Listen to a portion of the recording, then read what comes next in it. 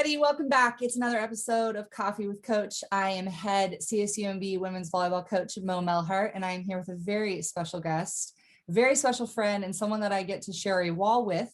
My friend, head women's soccer coach, Laura VanWart. Welcome, Laura.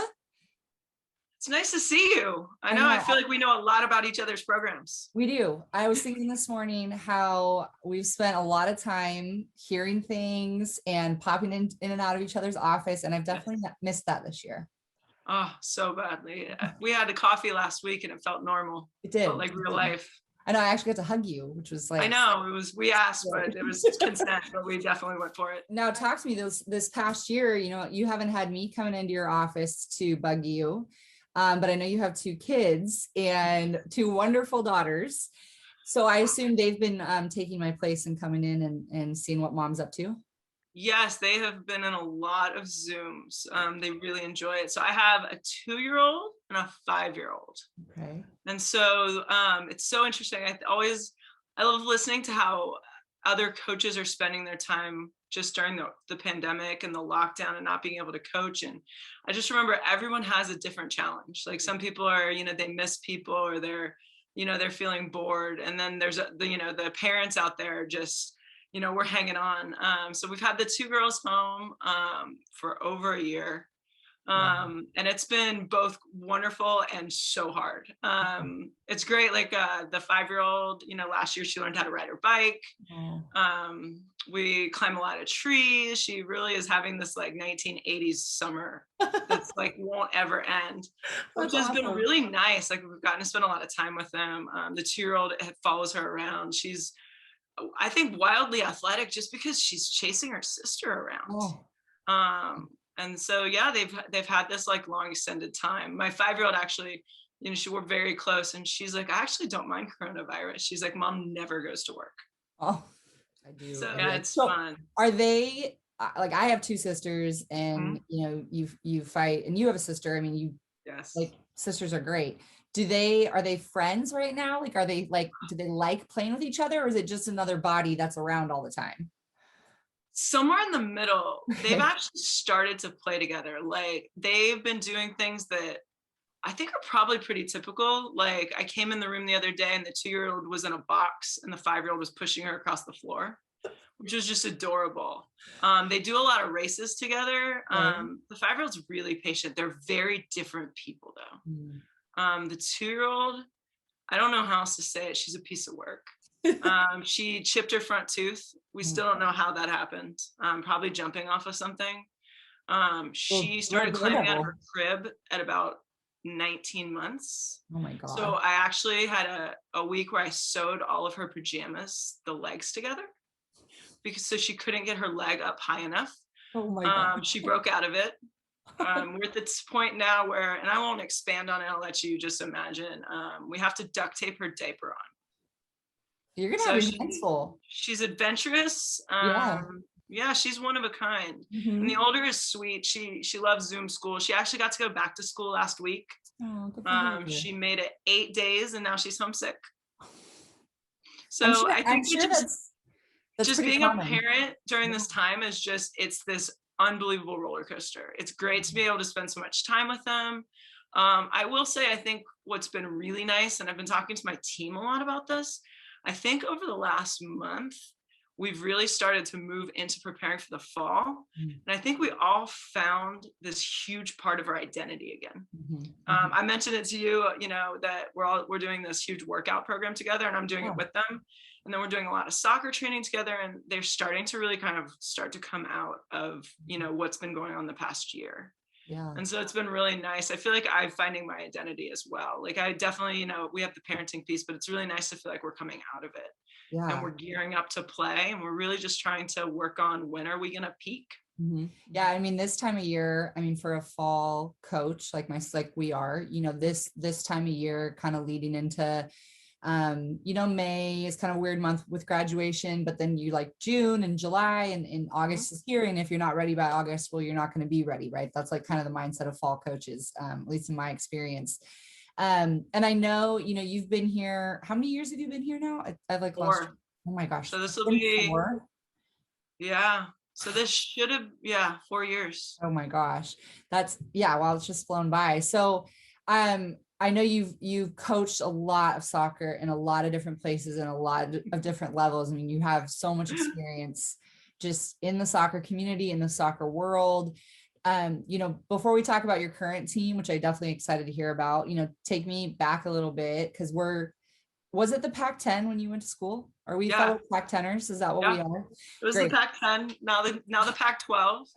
But it's so nice when I talk to people that it was the Pac-10 for them because I'm like, thank God you understand where, Oh it wasn't yeah. the Pac-12, Yeah, we're like, we don't understand these mountain schools. No, I don't. So talk to a little bit about how you got here and kind of your journey to get into CSUMB. Interesting.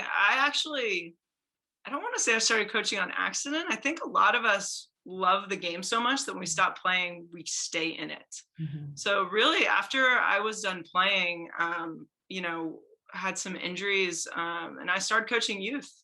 I coached in Berkeley. Mhm. My first job was just down the street. I think I rode my bike from campus and coached it like in the middle of a track. I coached a bunch of 10-year-olds. Oh my gosh. And then slowly over the years, I just kept kind of adding teams. Mhm. I went from youth to competitive youth and then high school and then head coach at a community college. And all of a sudden, instead of it being a part-time thing, it started to become full-time. Mhm. Right out of college, I actually worked for a nonprofit. I played on the recess yard. We literally played games as a violence prevention program in Wow. kind of underserved schools. So I played a lot of Foursquare, and did a lot of rock, paper, scissors as conflict resolution. It was great. And Wow. so I really was going to kind of go the nonprofit route or probably education. I got an ed minor at Cal, Mhm. but I started to kind of find the ability to put those together in coaching. I really do consider myself a teacher. Mhm. So I think when I coach, I love engaging with people and teaching and pushing. One of my huge coaching philosophies is that challenge and support. Mhm. It's really my job to really push people out of their comfort zones, but also support them in that process. And Mhm. so I think I really found my way as with using soccer as that tool. Yeah. And so, from being community college, jumped on as a volunteer assistant at a Division 1. I Mhm. coached over at St. Mary's College. Kai Edwards was our head coach, gave us a chance, and then went down to other D1s, and eventually kind of found my way to Cal State Monterey Bay, where it wasn't my first head coaching job, Mhm. but I think it was the first one that just felt like such a wonderful fit. Yeah. It was a place where I felt like I could come in and really be myself.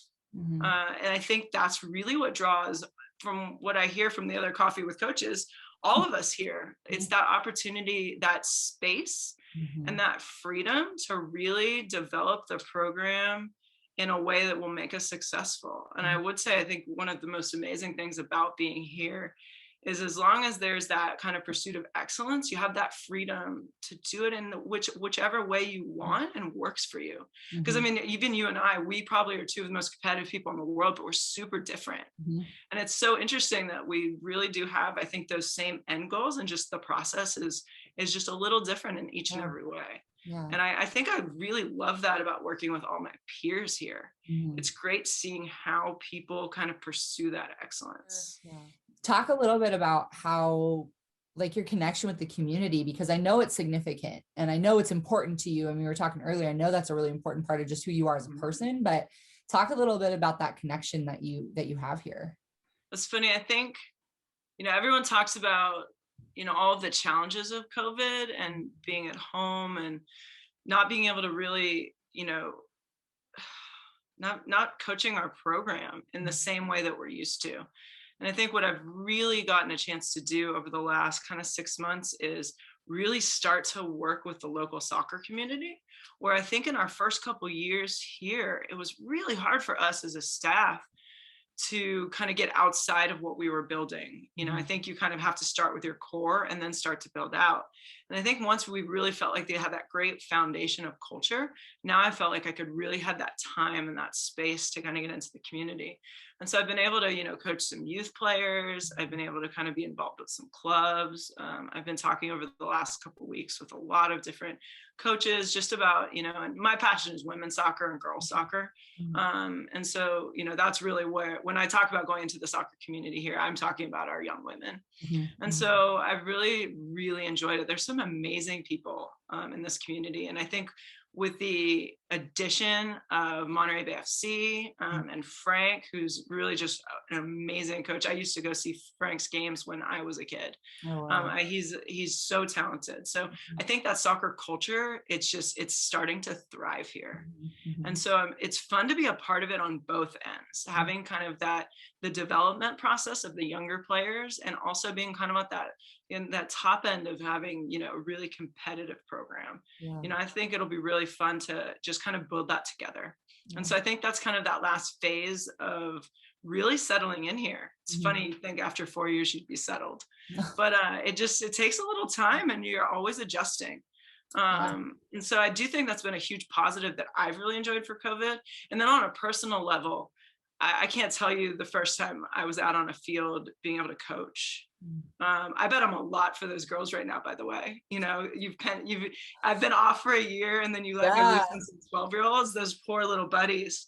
They've enjoyed it though. But I remember I was running with my 2-year-old in the stroller, and early in COVID, and I ran by a field that they had just cut the grass, and I almost cried. Oh, the smell of it, and yeah, different things bringing back memories. Yeah. I was like, oh, grass.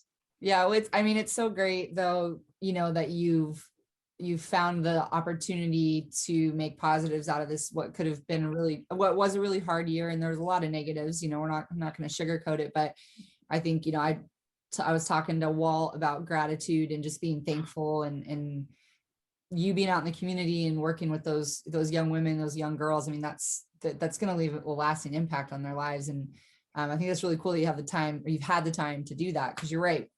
When you're building a program, that's kind of unfortunately the last thing that really comes to your mind. And it's unfortunate because it's one of the most important parts, It is, but I feel like until that foundation is really strong,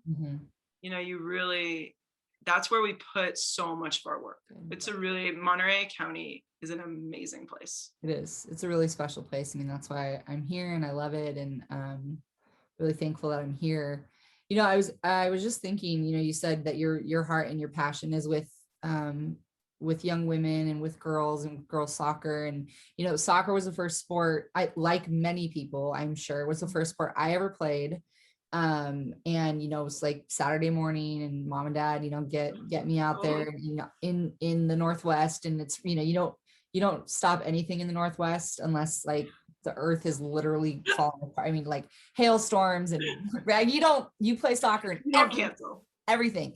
But I was just thinking, what do you think are some of those first lessons that you really learn from playing soccer at such a young age, right? I think you can. Okay, so I'm going to give an answer. I don't know if people, like a child would give the same answer, but just kind of as an educator, I think the delayed gratification. Yeah, I guess that's a good one. Is so huge, because you play with your feet. So you are not going to walk onto that field and automatically be able to do anything. And that hard work and that ability to kind of goal set and just that incremental progress, I just think that's so important, just in an age where there's so much impatience in the world. And I think, we grew up, you couldn't stream a whole series of something on Netflix. Like, it came out on Thursday night. Yeah. And like, you watched it when it came out. Yeah, exactly. And if you missed it. Too bad. And so and I think, or like, you had to wait till the movie was showing in the movie theater. Right. And so I know that sounds, look, I'm 40. I know who I am. I just feel like there's not enough delayed gratification, really, in things. And I think that's something that sports just gives you so well. Those, and I hate using the phrase soft skills, because I literally think some of these skills that you learn through sports are almost the most crucial to be successful in anything. Yeah. And so I would say that's one, that kind of delayed gratification piece, that ability to put that work in. Because once again, you're playing with your feet, your thigh, your head. Mhm. Like that's not something you do that's not something you're doing at home. Like moments to problem solve Mhm. and to kind of put your own spin on it. There's just no correct answers to anything. So Mhm. it allows for so much personal freedom within a team. Mhm. I watch a lot of soccer. I'm really lucky. My husband loves soccer. I Mhm. actually met my husband playing soccer. Oh, I didn't know We that. met on a soccer field playing pickup, which is Oh, hilarious if you that's kind awesome. of think about that. But so we, like our family, like it's definitely on, and it's something that is definitely we love. Really nice. But the delayed gratification piece is so interesting because I would have never thought that, and it's absolutely true. I think that's definitely something that I wish there were more ways to teach that, because like you said, I'm right there. I'm 35. I remember like the Yeah. Friday, was it TGIF? Like Mhm. that lineup of shows on Friday night. And if you missed it, it's like, too bad. Because it was on Friday. I Like it know. was literally in the title. Yeah. And that was it. I'm like, Um, too yeah. bad. Yeah. Oh Yeah. gosh. And I think, it's so interesting. People are so funny about generations. I mean, with the more access to things, I do think there are things in this world that really help continue to teach those things to everybody, including us. I mean, like I don't stream. Right. Um, so I think, like sports and music and extracurriculars, they're so crucial in any kind of education. I have a quick game here to Okay. end if you're down for it. Always. Let's see, I have 4 this or that's. And you Okay. can feel free to elaborate if you would like, but you certainly don't have to. All Okay. right. Which is worse to play or coach in? Extreme heat or extreme cold? Cold. Really? I'm from Florida. Okay, waffles or pancakes? Waffles. Yeah. This is like the texture, right?